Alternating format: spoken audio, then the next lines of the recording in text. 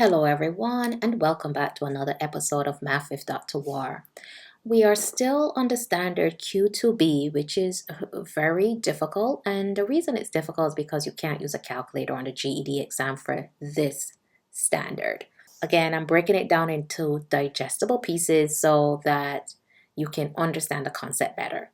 So in today's video, I'm going to be simplifying square roots, or sometimes I may say radicals. So radical and square roots mean the same thing. And the numbers that I'm going to be taking the square root of, they are not perfect, okay? So that's why this is a little bit difficult. So let's begin.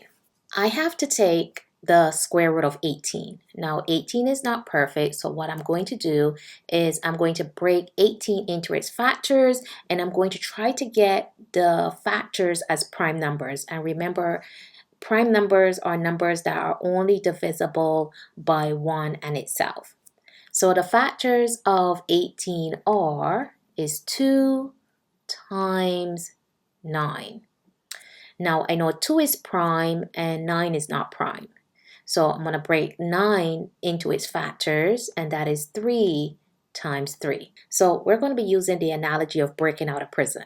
Okay, so I broke 18 down into its factors, and the numbers that we're going to be using are 2, 3, and 3.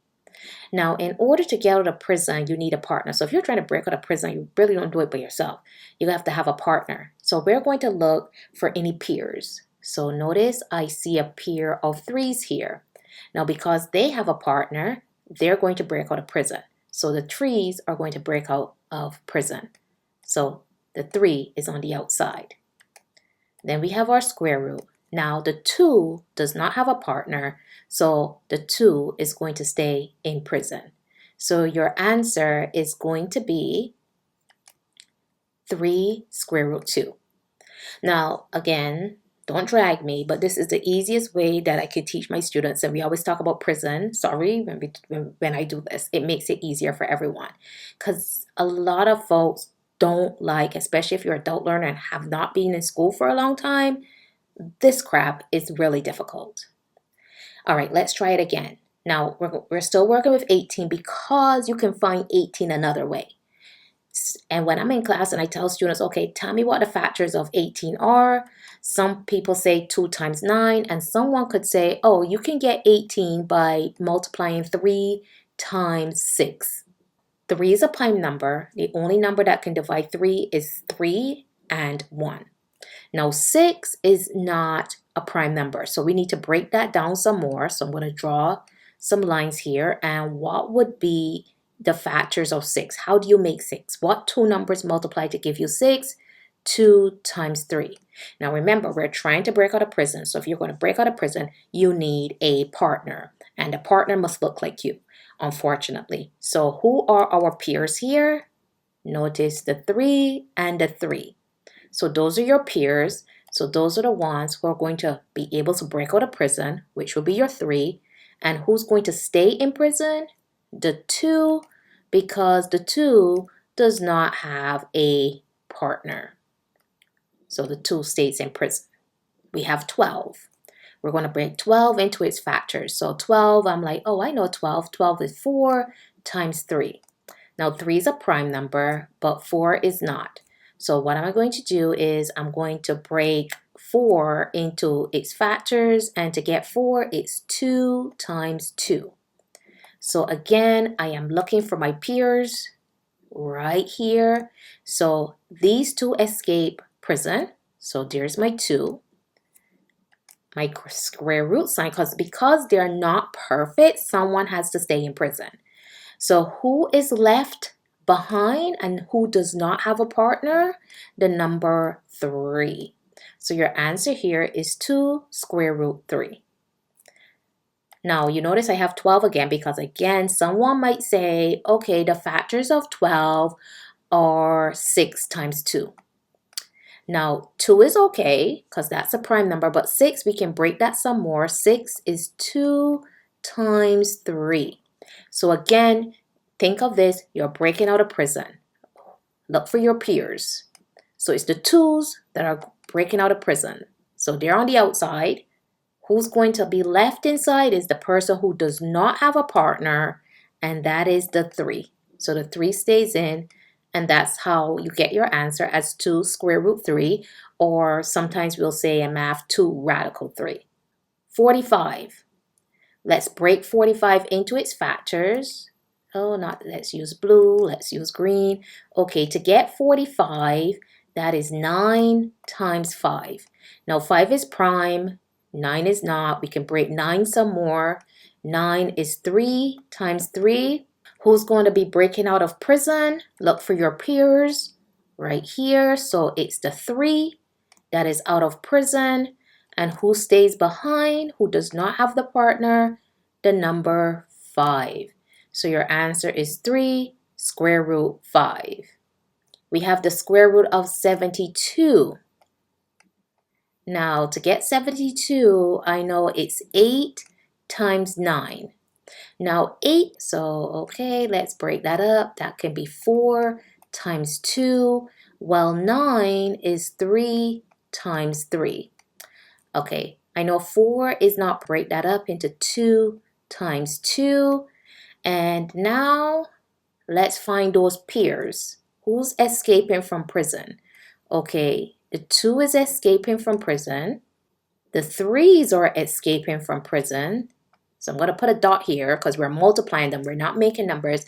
In my math class, I always tell students, look, we don't make numbers here. We operate on them. So you're multiplying.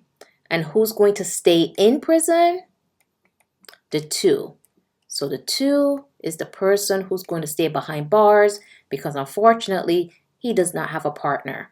Now we're going to multiply this. So 2 times 3 is 6. Here's my square root sign. And here is the 2 who is still in prison.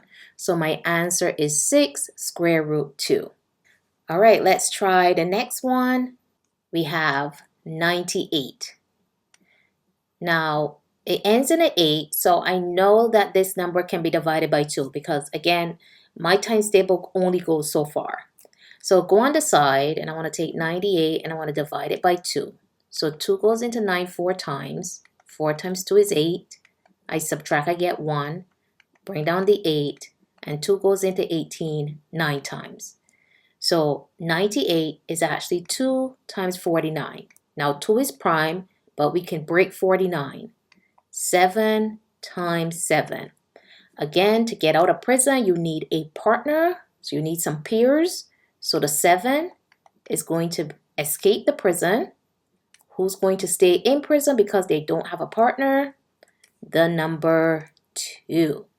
So your answer is 7 square root 2. Now, sometimes they may give you like a really big number, like 175. So if they give you 175, okay, again, your tables only go so far. Now, since it ends in 5, I know that that can be divided by 5. So 5 goes into 17 3 times. 3 times 5 is 15. Subtract, I get 2. Bring down to 5. 5 goes into 25 5 times. So 175 is actually 5 times 35. Now 5 is prime, so I'm going to have to break that 35. 35 is 5 times 7. Again, to get out of prison, you need peers. So the 5s are going to escape. And who is going to stay behind in prison because they don't have a partner, unfortunately, is the 7. Now, you may see your square root with a number in front. So here I have 8 square root 27. We're not going to be bothered with the 8 as yet. We have to simplify square root 27. So what two numbers multiply to give you 27? 3 times 9. The 3 is a prime number. The 9 is not, so we're going to break that up. So 9 is also 3 times 3. Who's going to break out of prison? A pair of 3s. So there you have your 3. And who's going to stay inside? The other 3 who does not have a partner. But remember, we had the 8 on the outside. So let's bring the 8. And remember, we don't make numbers, so the 8 and the 3 are going to multiply each other. 8 times 3 is 24. And you have square root 3. So anytime you have a number on the outside, when you simplify your square root, whoever is on the outside must multiply what was there originally to get your new number that's on the outside, which is 24 square root 3. Okay, let's try this again. So here I have 5 square root 180. Now I'm going to put the 5. Let's put it in black so it's there. And let me put my square root sign, and let me put a dot because I know whatever I simplify from the square root of 180 is going to have to multiply that 5. So I have 180 and I have to find the factors. Now anything that ends in a 0, we all know you're multiplying by 10. So here, this is actually 18 times 10. Okay, let's break this down some more because these are not prime. Now 18 is 9 times 2. Whenever I see 18, I always go for 9 times 2. And 10 is 2 times 5. Now the 2, and the 5, those are prime. Now 9 can be broken up some more, so that's 3 times 3. Now we're going to look for these partners because we want to get out of prison. Okay, the 2's here, they're going to escape. So there's your 2. I notice I have a pair of 3's, so they're going to escape as well. Times 3.